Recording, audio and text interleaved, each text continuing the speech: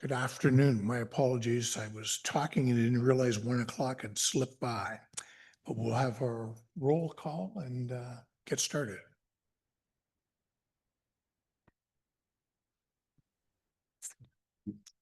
Alan Dale, Present. Larry Davis, Linda Dixon, George Schneider, proxy for Amy Domaratsky, Present. Alan Dale, proxy for Paul Emerson, Present. Chris Garretts, Nancy Gucce, Present. Andrew Henry, Present. Ken Hunsberger, Matthew Yarnig, Present. Lauren Jones, Present. Shelley Lorenz, Ian McDonald, Here.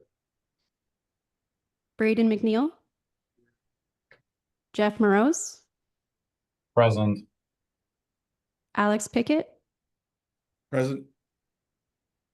Fawn Salt, Present. George Schneider, again present, Yep. John Sapoulis, Emily Stahl, and Phil Wilson, proxy for Linda Vandendruchy, Yep, present. Brian Whitwell, and Phil Wilson, still present. Still present. We have quorum, Chair. Okay, thank you, Caitlin. We're good to go. Just a couple brief updates this afternoon. First, I'd like to thank you for your attendance here today. Our task in keeping our drinking water safe is just as important today as it was when the clean water legislation came into effect after the Walkerton water crisis in 2000. In that Walkerton water crisis happened 25 years ago, in May last month. 7 people died and 2,300 people fell ill due to E. coli poisoning. And our job continues to be important. Just this morning, I was on social media for a couple minutes and reading about the people in Elmer, which I just live outside of there, complaining about the smell and taste of their water this morning. Something's gone horribly wrong there, I guess. But enough about negative things.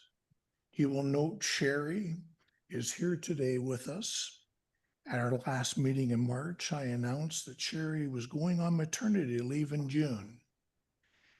I thought that at the time, we'll see, but she's still here and I'm glad of that. Given the fact that today's date is June 12th, this baby has to be a boy because he's still napping. For those of you who missed that meeting, Caitlin will be leading the drinking water source protection program during Sherry's leave. And Caitlin, again, we thank you for stepping up to take over that job. Caitlin will be assisted by Jan and Sonia. And thank you for that, ladies. We have 2 new members here with us today. We have Braden McNeil and Shelley Lorenz. They're joining the SPC as economic sector representatives for business and industry. Braden, if I could just get you to stand up first. Braden is a technical sales specialist with over 10 years of experience in sales, training, and technical support for environmental software with a focus on groundwater and source water modeling products. He is a technical sales and marketing lead for Aquantity Incorporated. Braden, welcome, and thank you for joining us today. Shelley, I'll get you just to stand up and wave there for a moment too.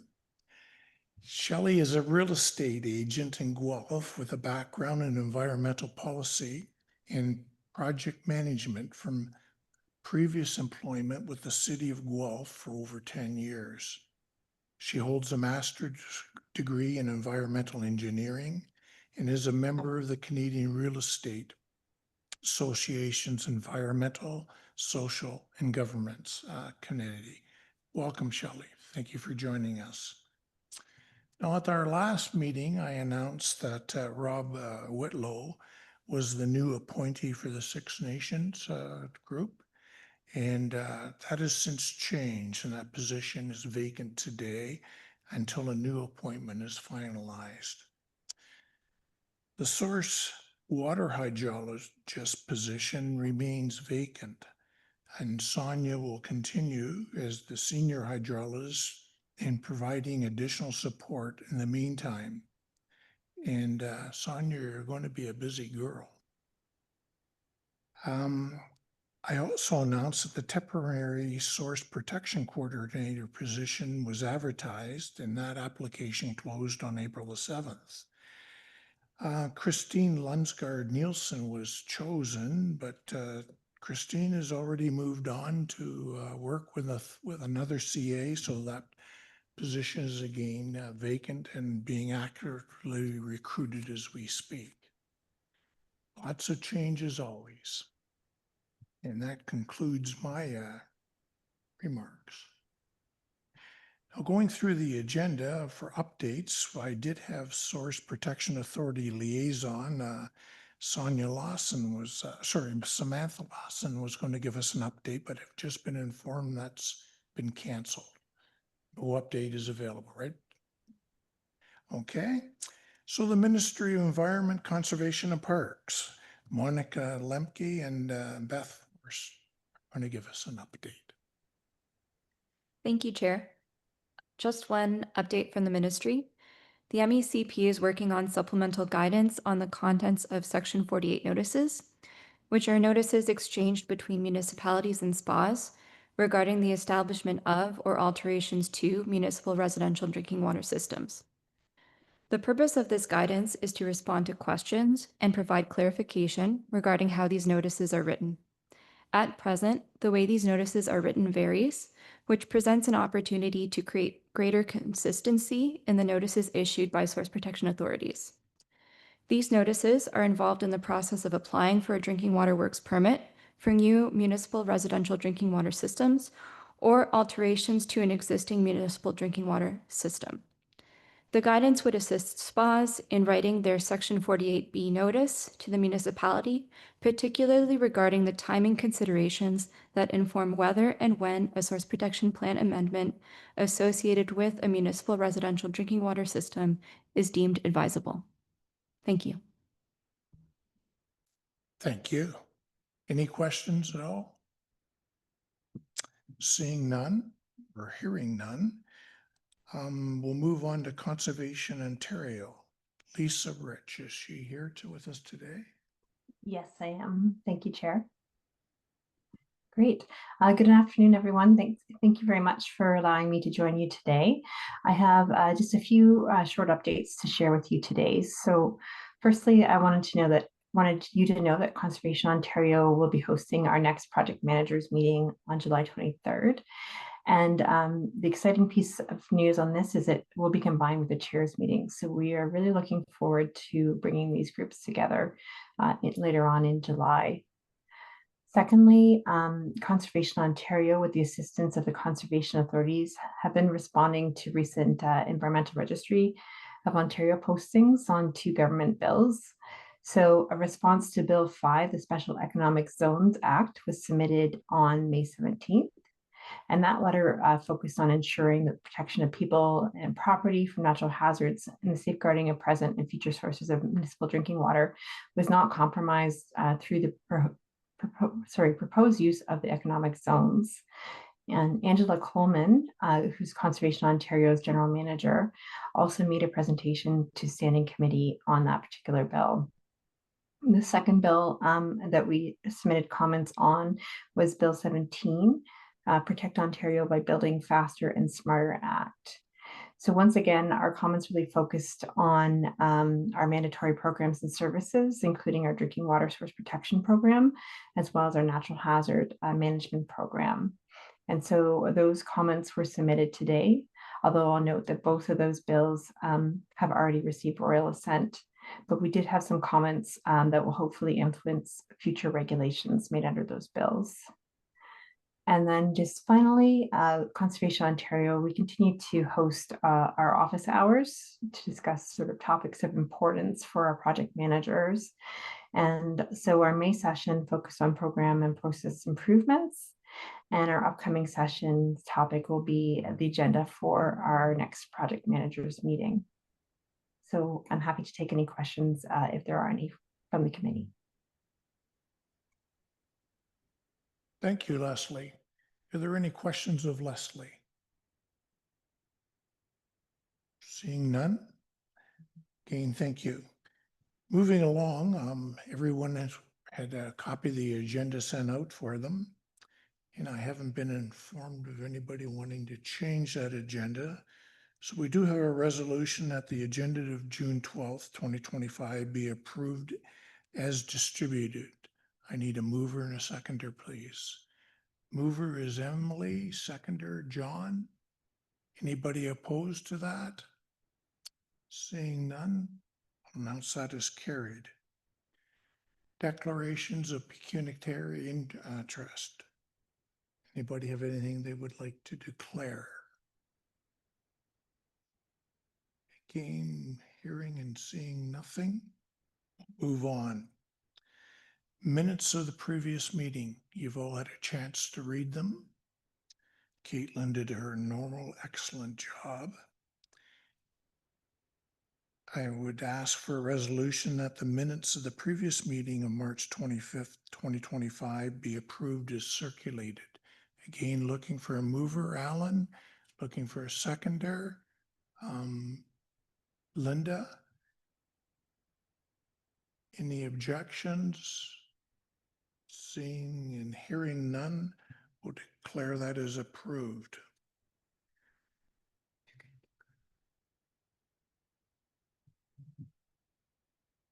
Technical problem, is hearing of delegations, there's none. Presentations, we don't have anything on today's agenda. Correspondence, we've got 6 pieces of correspondence. They're outlined in the first letters of your package. And that's Todd McCarthy of MECP sent out letters to the chair of the GRSPA, Chair Chancellor, and myself regarding approval of this Section 34 amendment to the Grand River Source Protection Plan for the region of Waterloo dated March 25th, 2025. Secondly, we have Monica Lemke, program analyst for the MECP, sent out letters to Sherry, our program manager, regarding the MECP response to the SPC question about stormwater management dated March 27th. And Jim Hunt, the chair of the Trent Conservation Coalition, sent out a letter concerning over the Ontario College of Science-based programs dated April the 10th, 2025. John Williamson, the chair of the category SPC, sent out correspondence to Todd McCarthy, MECP, regarding the Auditor General's special report, Safety of Non-Municipal Drinking Water, dated May 1st, 2025. And the Conservation of Ontario to the Ministry of Economic Development, Job Creation and Trade regarding formal comments on ERO posting number 0250391, the proposed Special Economic Zones Act for 2025, dated May 17th, 2025. And lastly, Todd McCarthy, MECP, to Sherry, Judy Maxwell, Long Point, and myself regarding the amended order for submission of the Long Point Region Section 36 update dated June 5th, 2025. I take it everybody's had a chance to read that correspondence. And if there are no questions, I'll ask the resolution that correspondence for June 12th, 2025 be received for information. A mover and a seconder, please. Yes, sorry, John, go ahead.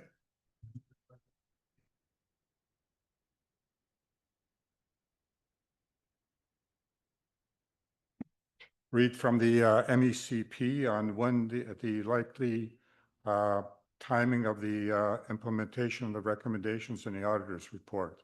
Doesn't have to be today, obviously. You don't have the answer, but sometime in the future.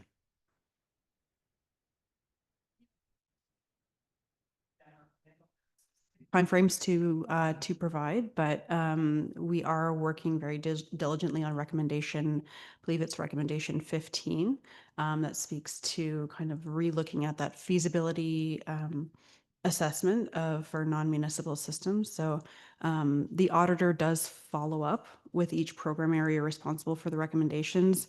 I think it's on, I could be misspeaking, but I think it's on an almost yearly basis to check in on progress. But I will take that question back and see if we can share any more definitive timelines with you. Great, thank you. Are there any other questions with respect to those 6 pieces of correspondence? Hearing and seeing none, I'll ask for a mover and a seconder for the resolution that the correspondence for June 12th, 2025 be received for information. John, thank you. Seconder, Emily, thank you. Anybody opposed? Seeing and hearing none, we'll announce that be carried. So we're moving right along here quickly. Caitlin, you're up to give us a report on SPC 250601 Source Protection Program update.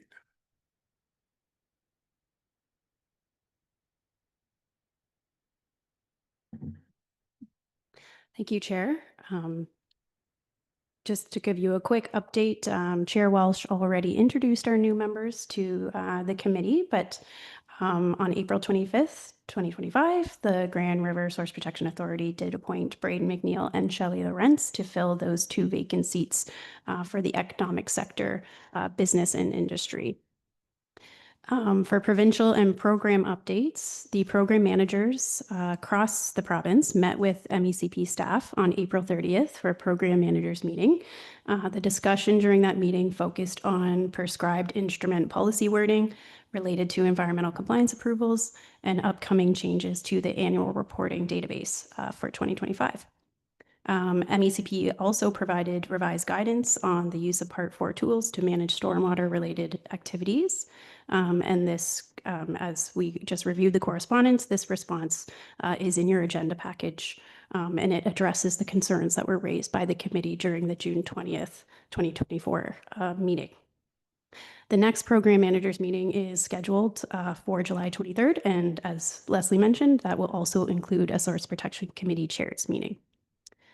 For annual progress reporting, the committee received the 2024 annual progress reports for the 4 Lake Erie Region source protection areas, and that was at our March meeting. Those reports were then received by each of the source protection authorities between April 10th and May 7th, and then they were promptly submitted to MECP by May 8th. And as Chair Welsh already spoke about, May did mark the 25th anniversary for the Walkerton contamination event. So we know that Conservation Ontario has been developing some commemorative content. We look forward to that being shared with Conservation Authority and Source Protection staff across the province. And the Walkerton Clean Water Center also hosted a free webinar on May 21st, and it reflected on the changes that we've seen in the water industry over the past 25 years. And those changes obviously included the really important source water protection work that we are all doing. So we look forward to receiving that content from Conservation Ontario, and there were also several media materials that were circulated throughout the month of May as well. An update from the implementation working group. They met virtually on March 19th and in person as well on May 14th. So the discussion at both of those meetings really focused on improvements to public consultation notices, as we have some public consultation coming up shortly. And then obviously the ongoing Section 36 policy revisions. They're very busy working on that throughout this coming amendments that are coming forward to you. You'll see in upcoming meetings. And then we also reviewed some current timelines and shared some technical work methodology as well. So Section 36 updates to the source protection plans for Long Point Region and Grand River. Those timelines are provided to you, updated in your report. There's an updated table with the timelines there. But for Long Point Region, we did complete early engagement, and the comments were received from MECP between January and April. So staff are currently reviewing the comments, and we will make any necessary revisions to the assessment report and the source protection plan before bringing back a final package to the committee for endorsement. And so currently right now we're targeting that at the October meeting. We did submit a second submission extension request for the Long Point Region Source Protection Plan, and that has now been approved by MECP. So the revised deadline to submit the Source Protection Plan Section 36 update is December 31st, 2026. And that approval letter was included in your agenda package as correspondence. So for the Grand River Source Protection Plan Section 36 update, the technical work and the policy revisions are progressing well. It's anticipated that the municipal assessment report and source protection plan chapters will be submitted to MECP for early engagement beginning in the second quarter of 2025. And that will also include an extension request for the submission deadline. So that extension request will propose splitting the Section 36 update into multiple phases. And that's just to allow for high priority technical work and policy updates to be completed first. And for the Section 34 drinking water system amendments, the Section 34 amendment that impacted the County of Brant and the City of Brantford were received and endorsed by the Source Protection Authority on April 25th. And so those have been submitted to MECP for approval on May 6th. And the formal early engagement with MECP and the Ministry of Natural Resources is now complete for the Section 34 amendment to the GGET Tier 3 water budget and the water quantity policies being incorporated into the Grand River Source Protection Plan. So the full suite of those GGET water quantity policies are provided for the committee's consideration today in your agenda package through report SBC 250605. And looking ahead to the future, our Source Protection Committee meeting schedule, we've now scheduled and sent invites out for the next upcoming meetings for the next year. So we are planning to have meetings at this time. They're scheduled for October 30th later this year. And then next year we have March 26th and June 25th. And that is the end of the report.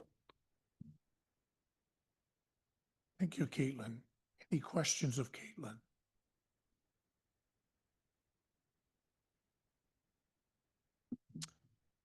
Apparently you're going to escape there, Caitlin. No questions. I do have a resolution here, the report SPC 250601 Source Protection Program Update be received as information. Looking for a mover and a seconder, please. Mover is Andrew and seconder is George. Thank you, gentlemen. Anybody opposed to this resolution? Seeing none, I'll announce that is carried. Which brings us to Sonia. Sonia is going to be a busy girl today. Please come on up, Sonia. Sonia is going to talk to us about SPC 250602, Transport Pathway Assessment for 605 Downey Road in the township of Pushletch.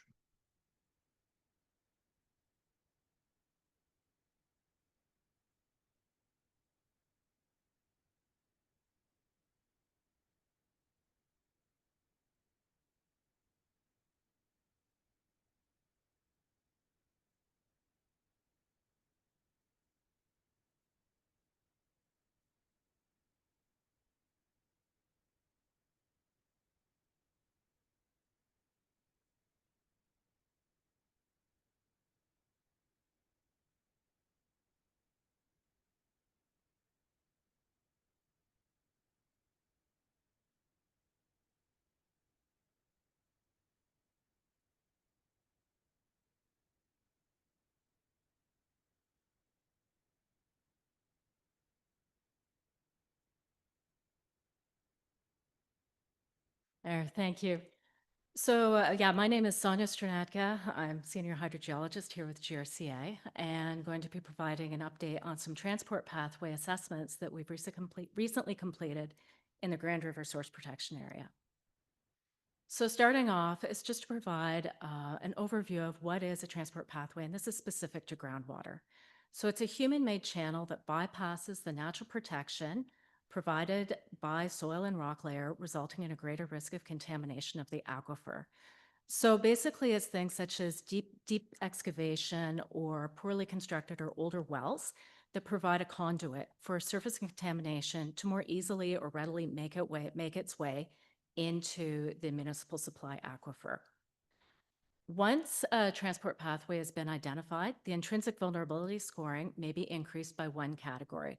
So it can go from low to medium or medium to high. Once, if it's already at a high level for that intrinsic vulnerability scoring, it can't be increased past that. The increase in vulnerability may result in additional activities being identified as significant drinking water threats in this area of increased vulnerability. And then property owners identified as engaging in these new threat activities may need to negotiate a risk management plan or may be subject to a prescribed instrument to manage that drinking water threat. So in Wellington County, there have been some 3 recent transport pathways have recently been assessed within the Grand River Source Protection Authority. 2 of the transport pathways were identified through building permit applications made to Wellington County. Those are at 605 Downey Road in Pushletch and 61st Line in Elora. And then an additional transport pathway was identified through a technical study completed on behalf of Wellington County. And this was to identify clusters of wells that span across multiple bedrock aquifers within the wellhead protection areas. And out of that, the one well cluster was identified at Highway 6 and Conservation Road, and that's in Guelph Hermosa Township. So just starting off with the transport pathway at 605 Downey Road, this is shown on the map as the hatched area. It's a below water table aggregate extraction pit, and it hadn't previously been identified as a transport pathway, just because it's a newer one that hadn't been previously identified. It's located in the Well Protection Area B for the City of Guelph's Downey Well, and it's about 2.5 kilometers away from the well. The existing intrinsic vulnerability, which is shown on the map here, is low and medium, and there's currently not a risk management plan for the property, but this will be reviewed with the change to the vulnerability score. So this map shows the existing and proposed vulnerability scoring. So the map on the left shows the existing vulnerability scoring, which is primarily a 6 and an 8, and that we're proposing that it's increased to an 8 and a 10 for that site. And from there, I'll lead into the recommendation.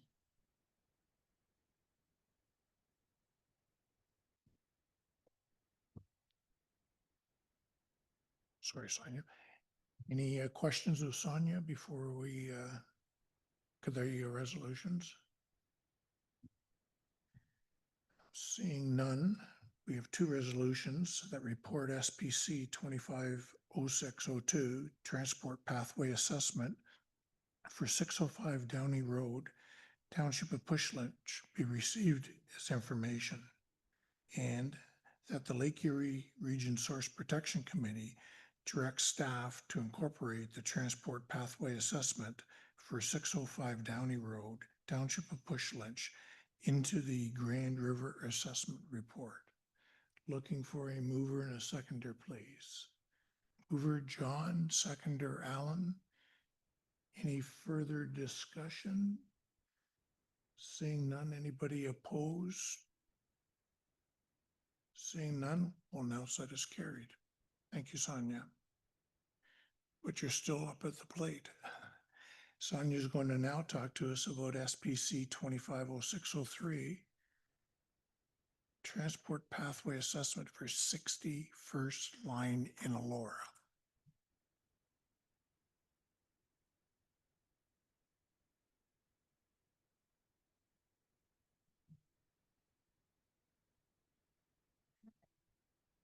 Oops, sorry. 61st line of Laura. Sorry, I had to refine my spot, my presentation. So this is for a building construction that includes a deep excavation into the overburden. So there had already been a previous deep excavation at this location, and a transport pathway assessment had already been completed. And you can see that on the map where the vulnerability has been increased from a low to a medium. And the excavation is within 500 meters of the Elora Municipal Well E3, which you can see on the map. Right now, because this had already been identified, this property had already been identified as a transport pathway, there is an existing risk management plan for the property. And so the change to the vulnerability score for this small section of the additional excavation won't require any additional changes to the risk management plan. So here's the map showing the existing and proposed vulnerability scoring. So the map on the left shows the vulnerability at a score of 6, and that we're proposing to increase that to a score of 8 in the area of current excavation. And that leads to the recommendation.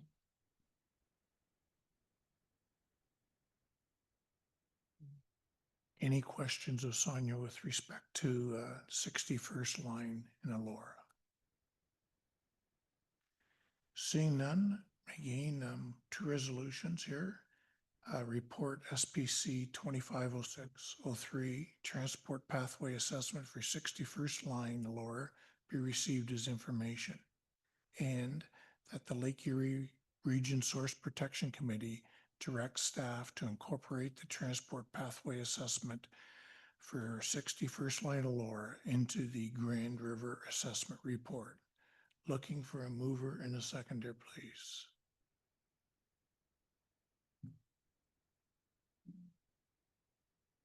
John, move. Seconder, Linda. Any further discussion? Seeing none, that's carried. Sonia, you're still at the plate. Sonia's now going to talk to us about SPC 250604, Multi-Aquifer Wells Transport Pathway Assessment, County of Wellington. Okay, and our final one is the multi-aquifer well study. So this was a new study. It's a well cluster assessment study that was contracted by Wellington County that was completed by Hardin Environmental. And through this assessment, bedrock wells were assessed to look at whether or not they're in close proximity to each other. So looking at bedrock wells that are in close proximity to each other, and whether they extend to 3 meters or less above the municipal supply aquifer, and also constructed prior to current provincial well construction standards, so prior to Reg 903. Out of this assessment, one cluster of 15 wells was identified in the Wappa Sea for the Guelph's Emma well. And this was identified as an area where the vulnerability could be increased from medium up to high. So the increased vulnerability, it's been going from medium to high, sorry. And that there's no new threats identified in this area of increased vulnerability. And showing the map for this is the area of the well cluster, which is shown in the hatched area, which is a score of 6. And we're proposing to increase it to a score of 8, which is the maximum scoring you can have within a well protection area C. And with that, it'll take us to our recommendation. Questions of Sonia Allen? Thank you, Mr. Chair. I had a few questions, and I I talked to Sonia beforehand and got some of the answers, but I'll kind of ask the questions again for everybody's benefit because maybe I'm the only one that was confused, but anyway. So if I got this straight, I looked at the map and I thought maybe this was City of Guelph, but it's actually in the township. It's an urban area and there is municipal water supplied there, but these are private wells that predate the introduction of municipal services. And these wells are still in existence. They may or may not be used or used a great deal, and there may be other ones there as well. But these ones are identified because they're so close together and because of the fact that they go through the two aquifers, and that's what can lead to the cross-contamination. So they're sort of the worst ones, if we could say that, or the priority ones, but there are potential for other private wells in the area. If I've got that right. Yes, that's correct. So this study was really targeting wells that could provide a conduit down to the municipal aquifer. So it's looking at bedrock wells specifically that span multiple bedrock units and are within 3 meters of the top of the bedrock aquifer. Whether or not they're still being used, I don't know. I can't answer that. It was drawn from the provincial water well database. And yes, there may be other wells that didn't meet the criteria of this study that could still, there are unused wells in the area that predate the municipal servicing.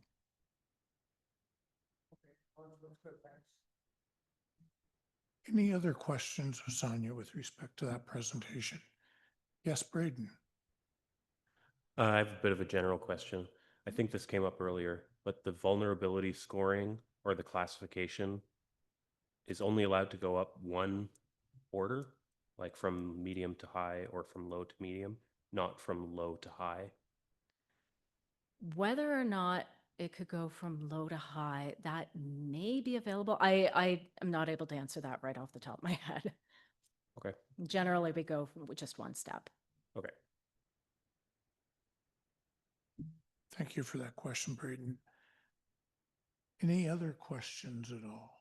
Yes, Andrew, so you've got a hand up there.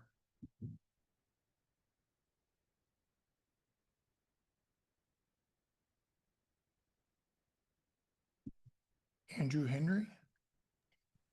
No, my hand's not up. Okay, you've now disappeared, so apologize for that. Any other questions of Sonia with respect to that presentation? Seeing none, then two resolutions that report SPC 250604 multi-aquifer wells transport pathway assessment, County of Wellington be received as information, and that the Lake Erie Region Source Protection Committee directs staff to incorporate the multi-aquifer wells transport pathway assessment, County of Wellington, into the Grand River Assessment Report. Looking for a mover and a seconder, please. Mover, I've got Ian McDonald there. And a seconder, please. John. Anybody opposed? Seeing none, it's carried. Thank you, Sonia. Good job. Sherry, you gonna stand? Yeah. Sherry's going to talk to us about SPC 250605, Guelph, Guelph-Aramasa Township, GGET draft well quantity policies. All yours.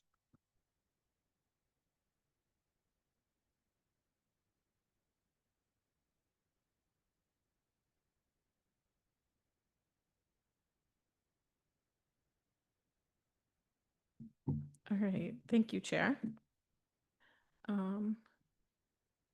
That didn't go, there we go.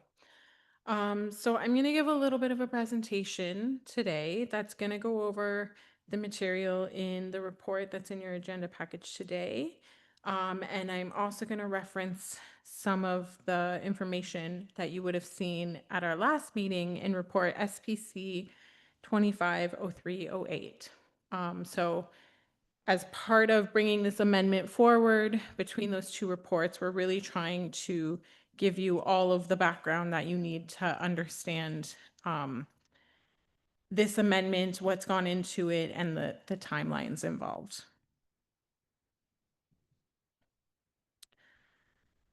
So I'm going to start from the beginning because I know this is new for some people. So what we're talking about today is what we call the GGET Tier 3 water budget. So it's Guelph and Guelph-Eramosa Township. So a comprehensive evaluations for both the city of Guelph and the township municipal water supply systems were completed through a Tier 3 water budget study. So this project was initiated in 2008 as a pilot project before the ministry guidance and technical rules were finalized. The main phases of the Tier 3 water budget project included preparation of conceptual model reports to confirm the modeling conditions for the study, a numerical model report based on revised surface and groundwater models, and water quantity risk assessment report to identify the risks to the long-term sustainability of the municipal water supply. So completion of these reports is sequential and requires peer review sign-off before proceeding to the next phase. So as you can see on the slide, it initiated in 2008 and continued through 2017. So this technical part of the project in and of itself was quite long. But in March 2017, the Tier 3 water budget and local risk assessment was accepted by the province. And it was presented to the SPC, and Lake Erie Region staff were directed to incorporate this information into the Grand River Assessment Report. So that is part of the amendment that we're bringing forward to you today.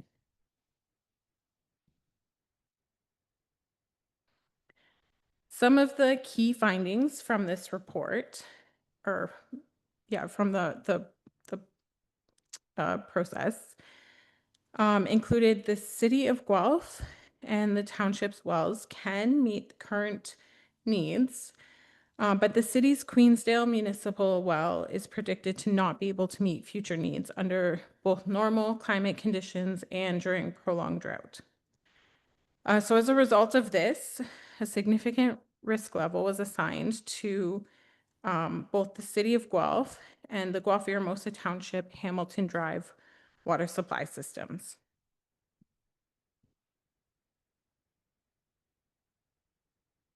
So the significant risk level led to the creation of a water quantity wellhead protection area, or a WAPA-Q, as well as a water quantity intake protection zone, an IPZQ.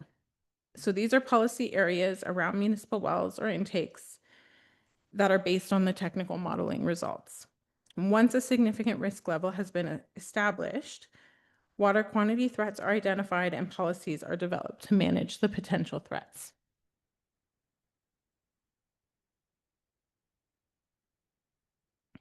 So for water quantity threats, the significant drinking water threats are threat 19 and threat 20 under the Clean Water Act.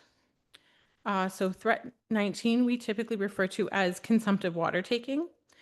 So this is an activity that takes water from an aquifer or surface water body without returning the water to the same aquifer or surface water body. So this includes municipal permitted water, non-municipal permitted water, as well as non-municipal, non-permitted takings. So an example of that would be domestic takings. And then threat 20, you'll see in the policies referred to as recharge reducing activity. So this is an activity that reduces the recharge of an aquifer. And this can include development of land and creation of impervious surfaces. So under the Clean Water Act, policies are need to be developed for areas where activities are identified as significant drinking water threats. And the policies must protect both current and future drinking water supplies. So although the overall responsibility to develop the water quantity policies does lie with the Lake Erie Region SPC, in 2017, a project team was established to lead the technical studies and the policy development. So the goal of this project team was to develop water quantity policies for each of the 5 municipalities impacted by the WAPAQ and IPZQ, with the goal of reaching a consensus on the suite of water quantity policies with some minor variations to reflect local needs and capacity. So as we've seen, having 5 different sets of policies leads to a very lengthy policy development process. So as part of this process, one of the first steps towards developing the policies was to develop a discussion paper that outlined the legislative framework in Ontario for managing prescribed drinking water threats for water quantity. It also laid out policy tools that the Clean Water Act provides to manage water quantity threats. So these include education and outreach, incentive programs, land use planning, prescribed instruments, and Part 4 approaches, such as risk management plans and prohibitions. In parallel with the development of the discussion paper, a risk management measures evaluation process was undertaken.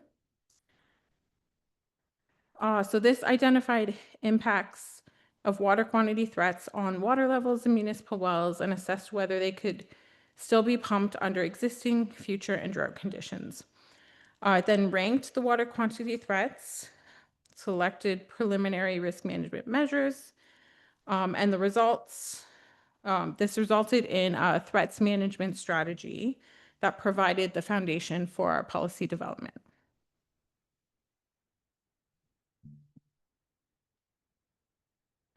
So following the development of those 2 pieces, the project team then developed a policy framework and a list of policy approaches. So feedback on this framework and the approaches was received from municipalities as well as the community liaison group in fall 2018. And it was presented to the Lake Erie Region SPC at the end of 2018. So this framework is what was used to develop more specific policy text for each municipality. And this slide outlines the key themes that have really informed our policies as we've gone through this process. And just as a reminder, policy approach, which I've mentioned a number of times, refers to the primary components of a policy that can be considered the intent. So this includes the policy tool, which you've also seen referenced here, but it also includes if the threat will be managed, prohibited, and whether the policy is for existing threats or future threats or both, and where it applies. So with the GGET water quantity policies, as I've mentioned, we've strived for consistency in our outcomes across municipalities, but you will see differences in municipal policy tools and approaches to reflect that local need and capacity. So these policy approaches in these key themes that you see here were then led to the development of the policy text. And so just as a reminder of our timelines, we've kind of split our policies into 2 different categories. So we have the bulk of the policies that we've referred to as the consensus policies. These were the ones that we were able to kind of work through initially. So starting in 2018, 2019, we developed the approaches, continued throughout the years to develop the actual policy wording. In 2021, a series of reports was brought to the SPC with the draft policy text. The most recent version of that was in December 2021, which had the full suite of consensus policies, which were then submitted to the ministry for early engagement. And comments were received back in 2022 on those. So since that time, the project team has continued to meet to review those policies and make revisions to address the ministry's comments. And we are bringing the revised suite of consensus policies forward today in our report. And you'll see these in the individual municipal policy lists. So the other set of our policies is our prescribed instrument policies. So these are policies directed at provincial implementing bodies who are approving prescribed instruments. So again, this process started back in 2018, but involved more discussions with both MECP and MNR on the proposed policy wording and approaches. Those discussions continued throughout 2023.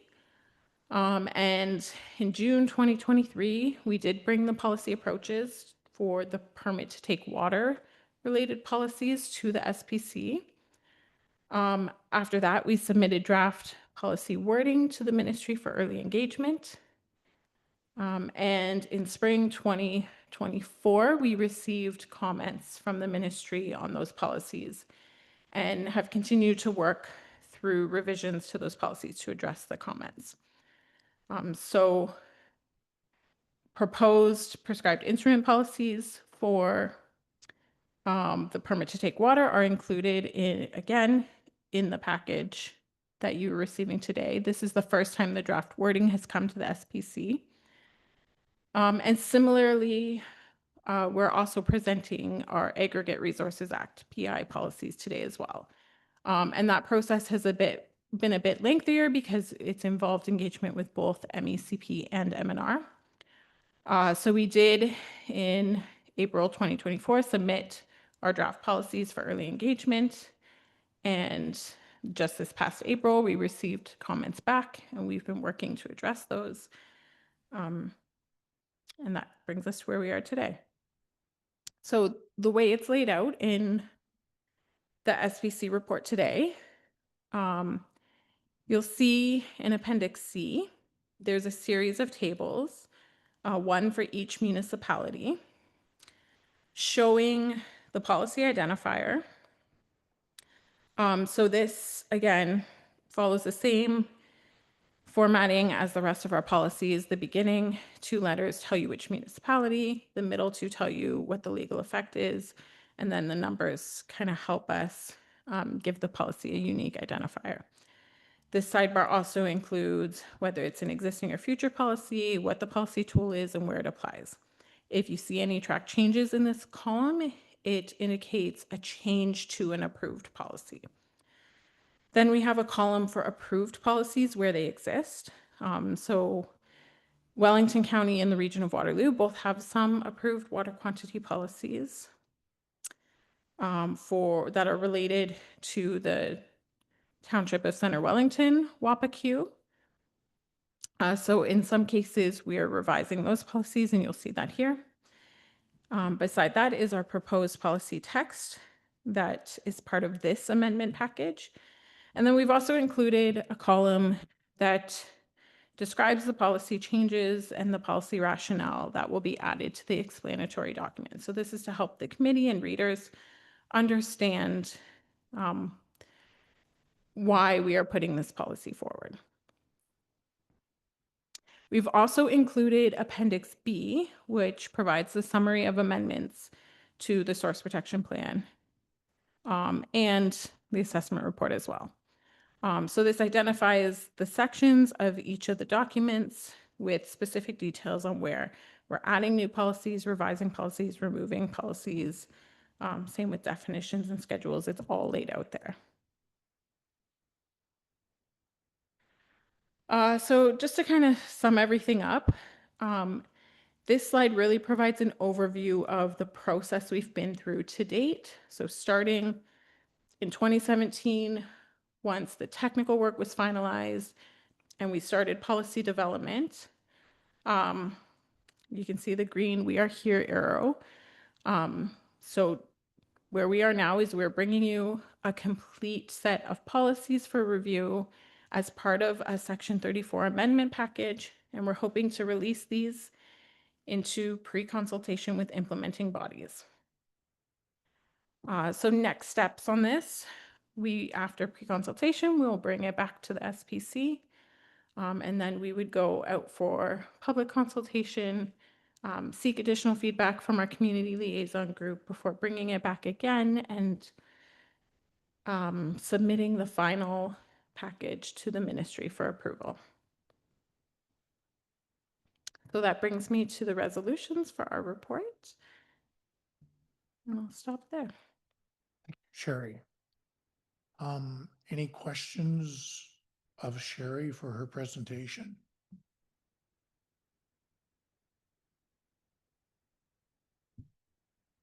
We've got Jen and Sonia here to help if there's anything.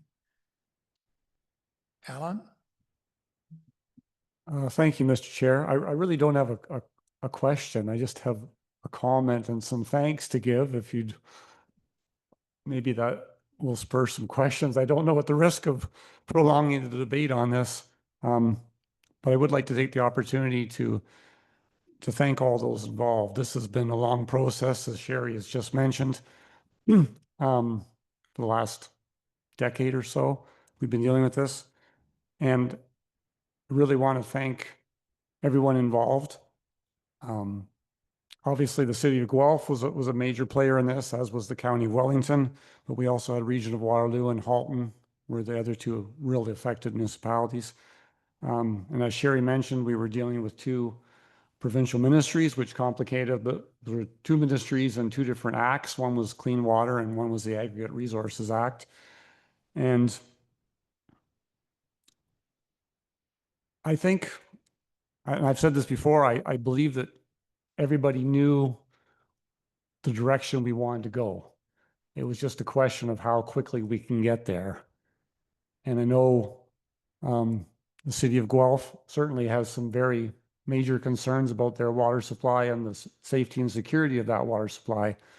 And the other municipalities do as well, but maybe not seeing quite the pressure yet that what the city of Guelph's seeing. Which I say yet because this whole area is looking at tremendous growth, and we're seeing this in places like Elora and Fergus and you know, Center Wellington throughout there.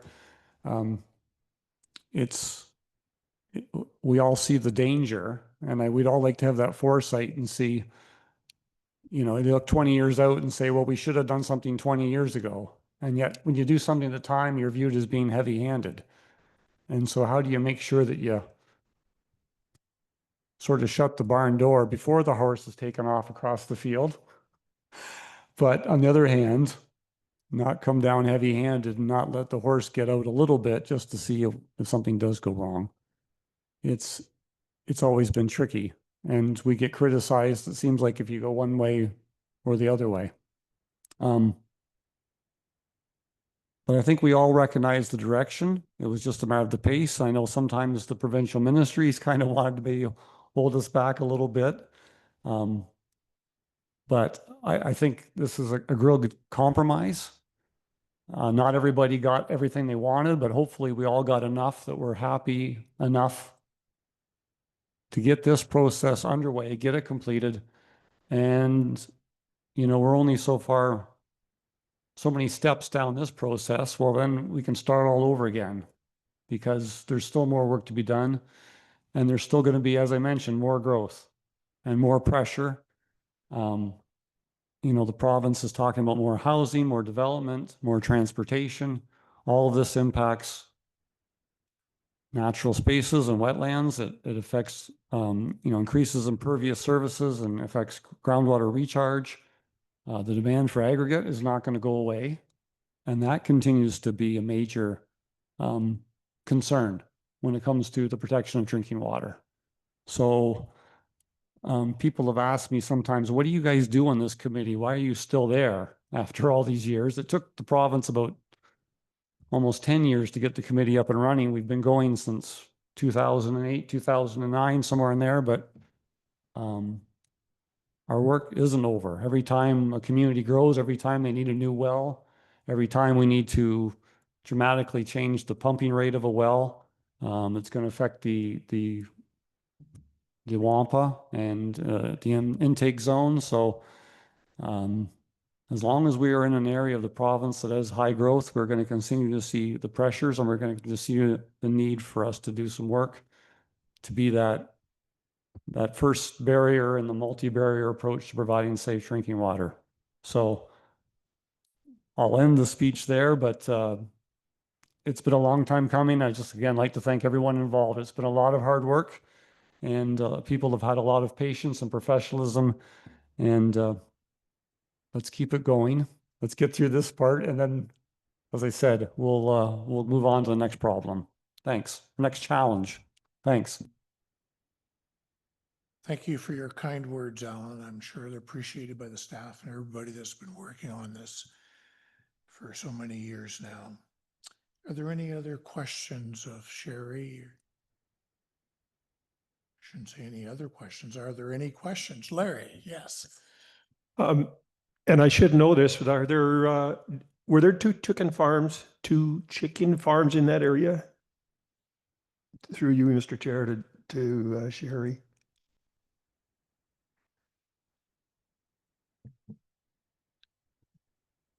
So through you, Chair, I would have to take it back to look at the assessment report in detail. I don't know that off the top of my head. Not that they're large water users, but by the time you get up to 10,000 birds, you're using 3,200 liters a day roughly. So, okay, thank you. Nancy, you have a question. Yeah, thank you. And just here to what Al, just great congratulations to everybody who's been working on this. There's a lot of really important issues that have been addressed with some real insignificant potential impact, how and where we're going to grow in the future, which might come up against some of the pressures that we have federally or provincially. So my question is, and I don't necessarily expect a fulsome answer, I expect you to fully know, but I'm wondering any pushback from the implementing bodies process. Thank you, Nancy. Any other questions? Seeing none, we've got 3 resolutions here with respect to Sherry's report. Sorry, Mr. Chair. I think there was a question there. I think she might have broke up a little bit. She was asking if there was any pushback from any of the implementing bodies. Yes. My apologies, I didn't catch that all, Nancy. So through you, Chair. Yes, so with our initial proposals, for sure, we had a lot of discussion about what they felt they could accomplish. And so we tried to work with them on our policies there.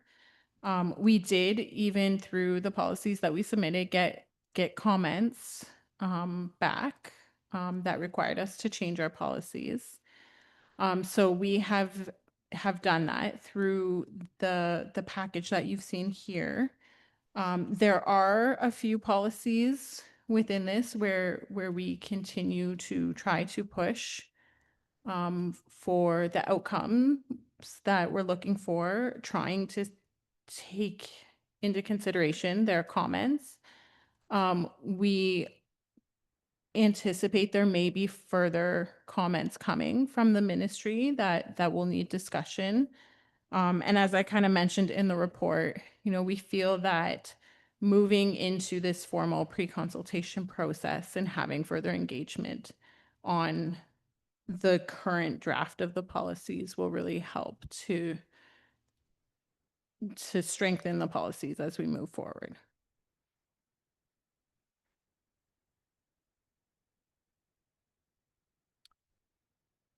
Are there any other questions? Linda. Thank you, Mr. Chair. Through you to staff. Just refreshing my memory as who, if you can, who part of the community liaison group is?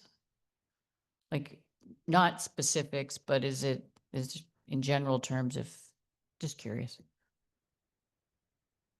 Yeah, so through you, Chair, I am not familiar with the entire list of members, but it does cover a number of different sectors, different community groups. So I know there is some kind of representation on there from aggregate on that side of things. Yeah, we can certainly bring the committee a list if they're interested, but yeah, sorry, I don't know that off the top of my head.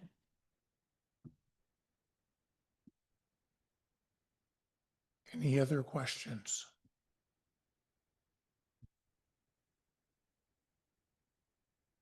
Hearing none, 3 resolutions that report SPC 250605 Guelph, Guelph-Aramasa Township, G-Get draft water quality policies be received as information.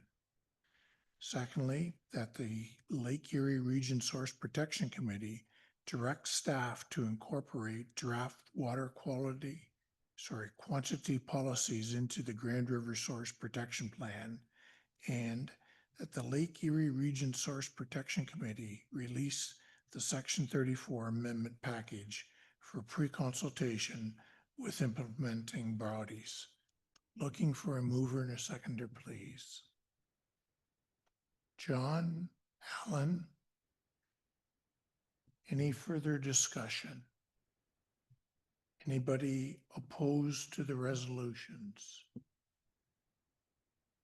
Seeing none, hearing none, those are carried. Moving on to business arising from previous meetings. Number 12A, local agri threat request under Technical Rule 119. Discussion has been referred to the Lake Erie Region IWG for further consideration. Ongoing, no update. In 12B, MACP response to SPC concerns regarding Part 4 policy implications for stormwater management subthreats 2.3 and 2.4 of report SPC 240605 draft policy approach. It says for sewage subthreats. This item was addressed under correspondence B and addressed earlier in the agenda. Other business, we have nothing else on the agenda. We have no reason to move into a closed meeting, so the next SPC meeting, as announced earlier by Caitlin, will be October the 30th at 2025 at 1 p.m. Looking for a motion to adjourn. Emily, thank you. And that would be a wrap. Thanks everybody for your attention today.